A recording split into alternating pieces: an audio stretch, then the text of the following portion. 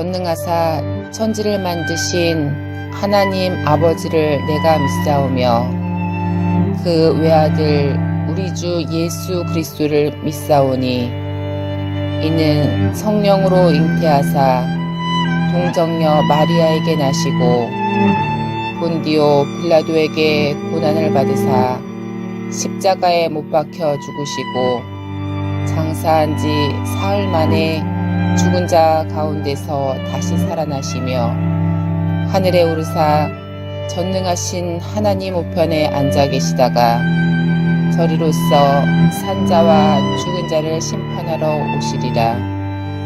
성령을 믿사오며 거룩한 공회와 성도가 서로 교통하는 것과 죄를 사하여 주시는 것과 몸이 다시 사는 것과 영원히 사는 것을 믿사옵나이다.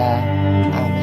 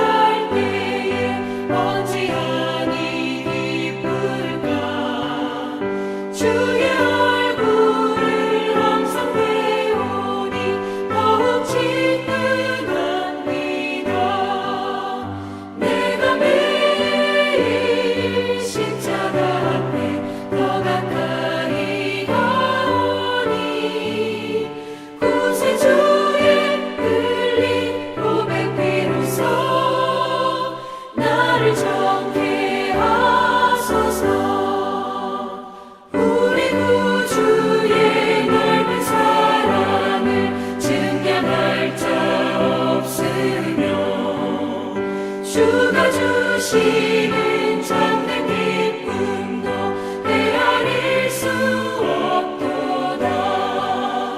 내가 매일 십자가 앞에 더 가까이 가오니 구세주의 흘린 고백 비로소 나를 정케 하소서.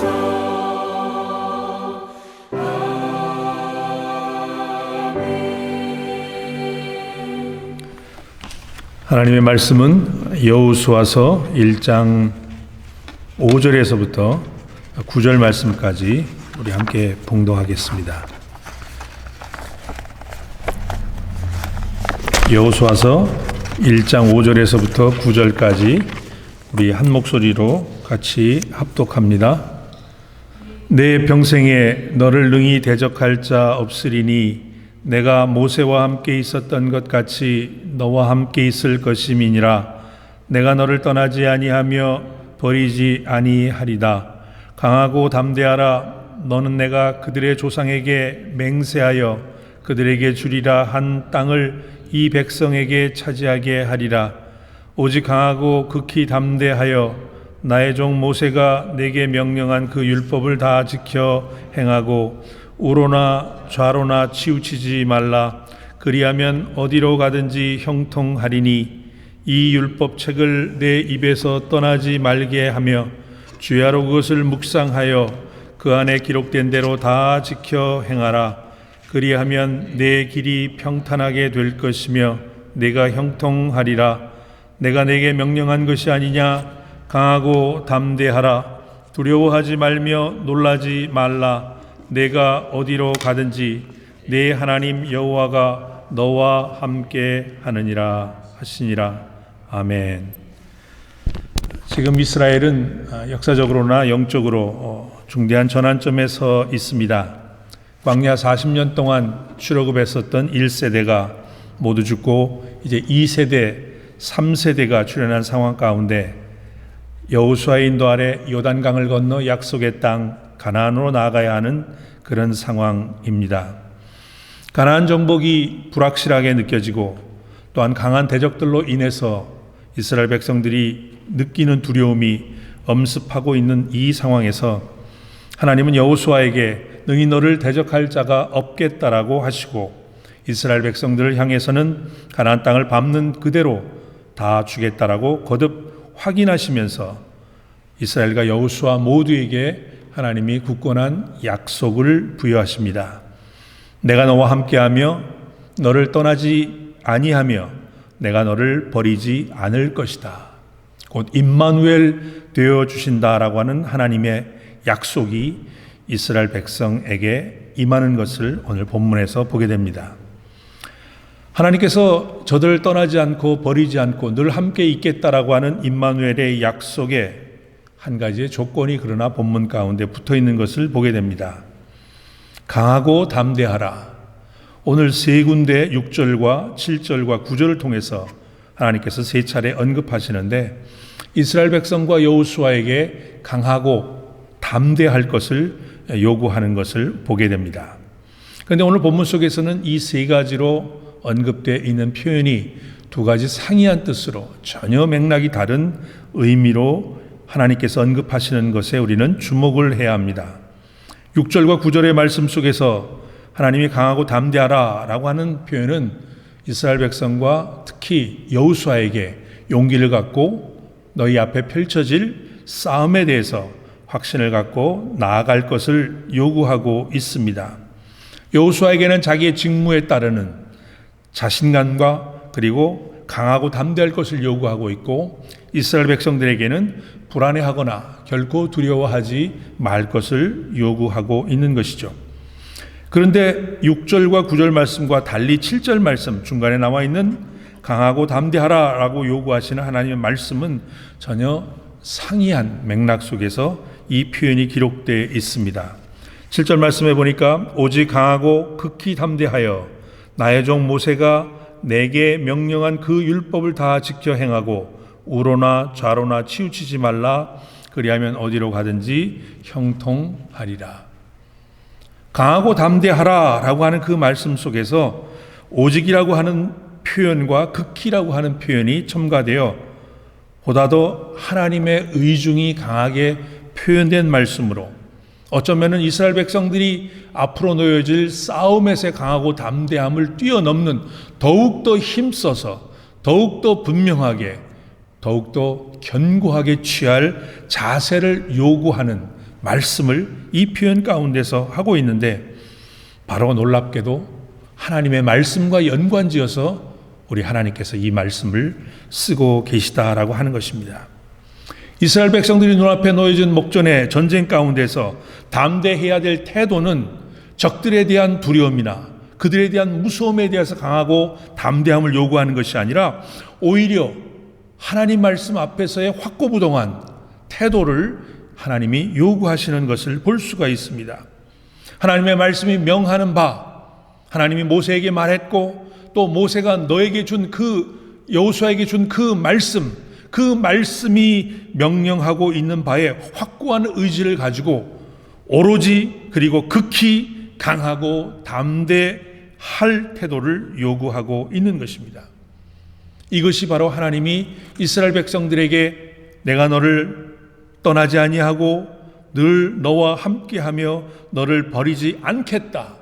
또 다른 표현으로 너를 평탄케 하며 너의 길을 평탄케 하며 너를 형통하게 하겠다라고 하는 그 임마누엘의 약속에 대한 하나님의 조건으로 지금 오늘 본문에서 말하고 있는 것입니다.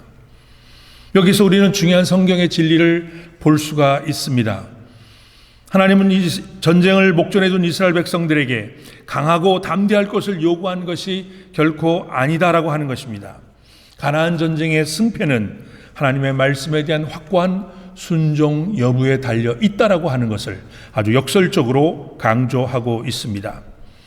하나님의 백성들 앞에 놓여져 있는 영적 전투, 하나님 백성들 앞에 놓여져 있는 우리가 헤쳐나가야 될 무수히 많은 험난한 그런 일들, 이러한 것들은 우리들의 능력이나 자질이나 지도자나 리더십이나 전략이나 잘 훈련된 군사나 무기가 아니라 바로 우리들이 갖고 있는 이 세상에서의 영향력 혹은 배경이나 스펙, 우리들의 재원이나 이 세상에서의 입신양명이 아니라 오히려 하나님의 말씀을 확고히 우리의 삶 가운데 담아내야 될 우리들의 분명한 태도와 우리의 견고한 자세에 달려 있다라고 하는 것을 강조하고 있는 것입니다.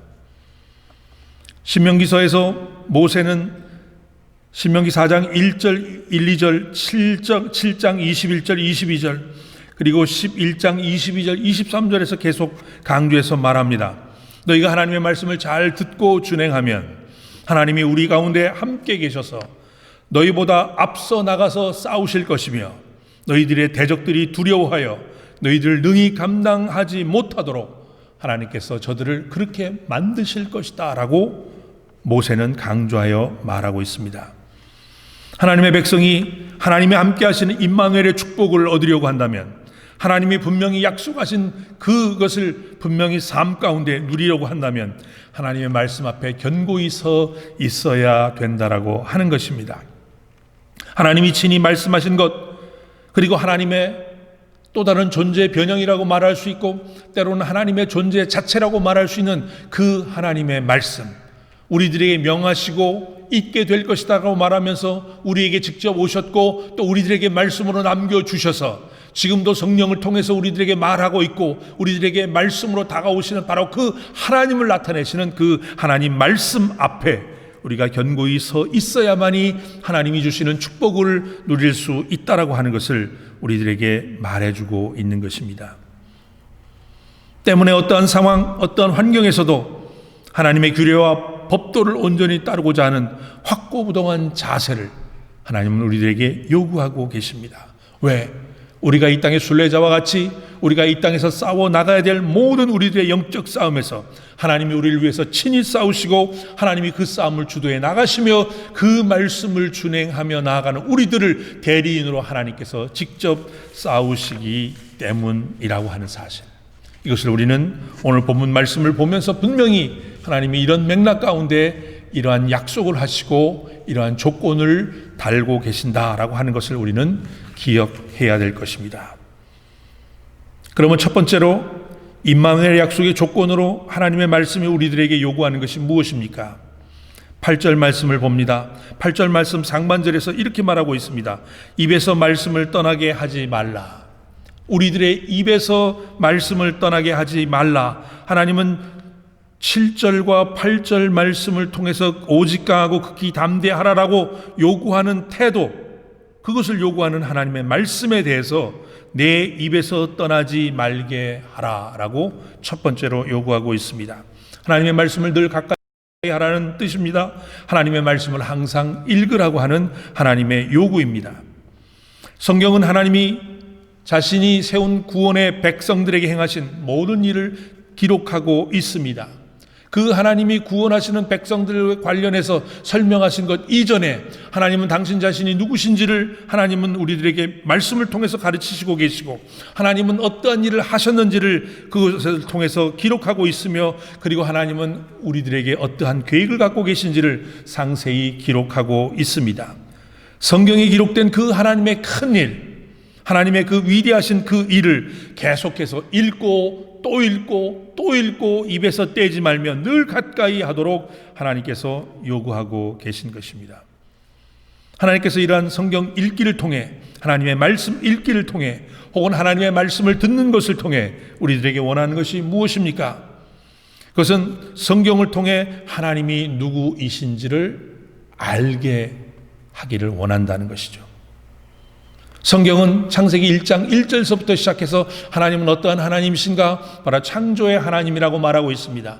그러나 하나님 그러한 창조에도 불구하고 인간이 스스로 선택하여 하나님 앞에 저지른 죄악에 대해서 하나님께서는 그 죄에 대해서 어떻게 반응해 보이시고 그것을 어떻게 처리하실 것이라고 하는 사실을 창세기 계속 읽어보면 상세히 나와 있습니다. 그러나 그곳으로 그냥 두시지 않고 하나님은 다시 저들을 회복시켜 옛 에덴 땅에서 하나님을 중심으로 하나님이 펼쳐진 모든 세상을 다스릴 수 있는 당신의 대리자인 인간을 온전히 세우기 위해 당신이 구원의 하나님이시라고 하는 사실을 설명하고 있고, 바로 창세기 12장을 통해서 구원의 하나님이 어떻게 이 온 인류의 구원의 하나님이 되시는가를 나타내기 위해서 한 인간 아브라함을 택하시고 그 가운데서 셈족 가운데 아브라함의 후손을 통해서 하나님이 우리들에게 메시아를 낳게 하셔서 우리를 구원하실 놀라운 역사를 기록하고 있습니다. 뿐만 아니라 하나님은 인간의 삶 가운데, 인간의 인격 가운데서 직접 관여하시는 하나님 내재적인 하나님이시며, 동시에 우리를 뛰어넘어서 우리가 범접할 수 없는 초월적인 거룩하신 하나님이라고 하는 사실을 성경에 기록하고 있습니다. 하나님이 누구신지, 하나님의 큰 일이 어떠한 것인지, 그 하나님의 뜻과 계획이 어떤 것인지를 알기 위해서 우리는 하나님의 말씀을 대하여야 합니다. 하나님의 말씀 밖에서는 우리는 하나님의 뜻을 알 수 없고, 하나님의 말씀 밖에서 우리는 하나님의 계획을, 하나님이 누구신지를 알 수 없기 때문입니다. 그 목적 때문에 쓰여진 성경을 우리들에게 주셨고, 그 성경을 우리는 끊임없이 대하도록 하나님 앞에 요구받고 있는 것입니다. 이것이 하나님께서 임마누엘 약속을 향해서 주시는 첫 번째 우리들에게 요구하는 분명한 태도로서 가져야 될 자세, 성경에 대한 우리들의 자세를 말하고 있습니다. 하나님이 누구시고 하나님의 뜻이 무엇인지 하나님의 말씀을 대할 때 우리는 알 수 있지만은, 그러나 그 하나님 말씀을 읽는 것 그 자체를 통해서도 우리들에게 놀라운 역사, 은혜가 된다라고 하는 사실을 우리는 또한 결코 잊어서는 안 됩니다. 저는 개인적으로 어려운 일이 있을 때마다 하나님 앞에 기도하는 것은 물론이지만 하나님의 말씀을 소리내어서 특정한 부분을 찾아서 읽는 그러한 습관이 있습니다. 유학 와서 처음 공부하면서 어려운, 그리고 또 무미건조한 박사과정 공부 가운데서 저는 하나님의 말씀 읽기를 통해서 제 자신의 일찍이 불신 과정 가운데서 하나님께서 저를 목회자로 부르신 소명을 다시 재차 확인할 수 있었습니다. 날마다 시편을 소리내어서 읽으면서, 그리고 그 시편에 기록되어 있는 그 운율에 따라 성경을 소리내어 읽으면서 본문을 기록한 성경 저자의 모든 희노애락이, 하나님 앞에서의 그의 신앙의 모습이, 하나님 앞에서의 그의 찬양이, 기쁨이, 슬픔이, 분노가 바로 제 심령 속에 자연스럽게 들어와 저를 향한 하나님의 뜻이 어떤 것인지를 제 스스로 읽는 것 그 자체를 통해서 저는 발견하게 되었던 것입니다. 때문에 저는 황망하게 자행된 중범죄로 교도소로 들어간 한 형제에게, 그에게 면회하는 중에 시편을 소리내어 읽으며 하나님 앞에 자비를 구할 것을 그에게 요구했습니다. 그 형제는 나중에 저에게 편지를 보내어서 자기가 시편을 목사님 말씀대로 소리내어 읽으며 또한 자기가 저지른 범죄에 대해서 간절히 회개하며 하나님 앞에서의 긍휼을 허락하시는 모습을 보면서 자기 자신이 지금은 죄수들에게 성경을 가르치게 되는 위치에 처하게 됐습니다 라고 하면서 이런 하나님의 말씀 읽기의 중요성이 준 의미를, 은혜를 함께 나눈 적이 있었습니다. 저는 심각한 질병에 걸린 교우들에게도, 그리고 치유할 수 없는, 그리고 심지어 하나님 앞에 생명을 시한부적으로 갖고 있는 그 교우들에게도 하나님의 긍휼을 간구하며 시편을 소리내어서 하나님 앞에 큰 소리로 너의 또한 자신의 기도가 되도록 읽도록 그렇게 종령을 했습니다. 왜 그렇습니까? 하나님의 말씀이, 하나님께서 그 말씀과 함께 하셔서 시편 119편 24절 시편 기자 고백처럼 하나님의 말씀이 읽는 그 자체 속에 그것이 자기의 즐거움이 되었고, 그것이 하나님의 말씀이 나에게 충고자가 되어서 나에게 가이드가 되었다라고 고백하고 있기 때문입니다. 시편 19편 7편에서 또한 성경 다윗은 하나님의 말씀이 성령이 함께 하심으로 말미암아 우리의 영혼을, 나의 영혼을 그 말씀을 읽음으로 소생시키기 때문입니다. 하나님의 말씀을 가까이 두고 살아가는 2021년이 되기를 소망합니다. 하나님의 말씀을 곁에 두고 소리내어 읽으며 또한 하나님의 말씀을 들으실 수 있는 여러분이 되기를 주의 이름으로 축원합니다. 그렇게 하나님의 말씀을 읽으며 출발한 한 해를 통해 하루도 내가 하나님의 말씀을 읽지 않고서는 내 입에 마치 가시가 돋았다라고 하는 그런 심령이 느껴질 수 있도록 그러한 한 해가 되어서 우리 모두 하나님이 우리와 함께 하시며 떠나지 아니하며 결코 우리를 버리지 아니하시는 놀라운 하나님의 임마누엘의 축복을 누리셔서 금년 한 해도 펼쳐질 우리들 앞에 험산 출령, 어려운 코비드-19 또한 우리들의 모든 생과 삶의 모든 문제들에 있어서 하나님이 주시는 담대한 힘으로 능히 극복하며 하나님을 드러낼 수 있는 우리 모두가 되기를 주의 이름으로 축원합니다. 하나님 감사합니다. 하나님의 말씀은 내 발의 등이요 내 길의 빛이라고 고백한 시편 기자의 고백이, 하나님, 우리가 하나님의 말씀을 대하고 읽으며 들을 때마다 우리도 동일한 고백이 되도록 주님 인도하여 주시옵소서. 우리들에게 말씀을 읽을 때마다 그 뜻을 알 수 있도록 성령 하나님 저희들을 가르쳐 주셔서 하나님은 어떠한 분이신지, 하나님은 우리에게 어떠한 큰 일을 행하시고 우리들에게 어떠한 계획을, 뜻을 갖고 계신지 우리가 하나님 깨달아 알 수 있도록 주님 인도해 주셔서 임마누엘의 축복을 경험하도록 주님 인도하여 주시옵소서. 우리에게 놓여진 모든 인생의 이 인류의 또한 우리의 공동체, 우리 개인에게 펼쳐진 모든 문제들을 능히 극복하며 담대히 나갈 수 있는 저희가 될 수 있도록 주님 인도하여 주시옵소서. 예수 그리스도의 이름으로 기도하옵나이다. 아멘. 하늘에 계신 우리 아버지여, 이름이 거룩히 여김을 받으시오며 나라의 임하옵시며 뜻이 하늘에서 이루어진 것 같이 땅에서도 이루어지리이다. 오늘날 우리에게 일용할 양식을 주옵시고 우리가 우리에게 죄 지은 자를 사하여 준 것 같이 우리 죄를 사하여 주옵시고 우리를 시험에 들게 하지 마옵시며 다만 악에서 구하옵소서. 내게 나라와 권세와 영광이 아버지께 영원히 싸움나이다. 아멘.